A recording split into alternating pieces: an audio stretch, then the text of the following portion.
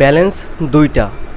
একটা telecom apps নেওয়ার পরপরই সবথেকে বড় যে জিনিসটার সম্মুখীন হইতে হয়, ব্যালেন্স কয়টা, কোন ব্যালেন্সে টাকা ঢোকাবো, আপনার লাভটা কী, কোনটায় ঢোকাইলে কি আপনার লাভ আসবে, একদম ডিটেলসে আপনাকে বলে দিই খুব সংক্ষিপ্ত সময়ে।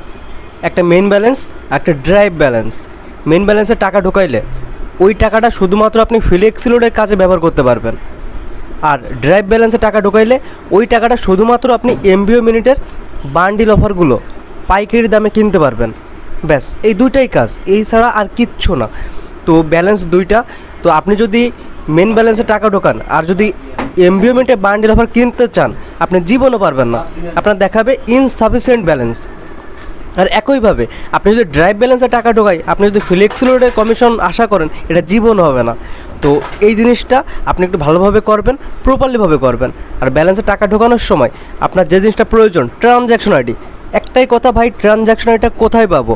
এটা পাবেন আপনি বিকাশ নগদ রকেটের মাধ্যমে।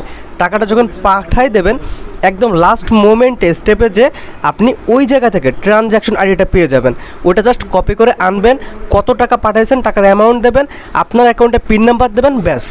ওইটা দিয়ে আপনি ট্যাপ করার মাত্রই কিন্তু আপনার সঙ্গে সঙ্গে ব্যালেন্সের টাকাটা চলে আসবে। তো ব্যালেন্স দুইটা, মেন ব্যালেন্স, ড্রাইভ ব্যালেন্স। আর টাকা ঢোকানোর সময় ট্রানজ্যাকশন আইডি লাগবে, মাস্ট বি। তো এটাই হচ্ছে আপনার ব্যালেন্স সম্পর্কে।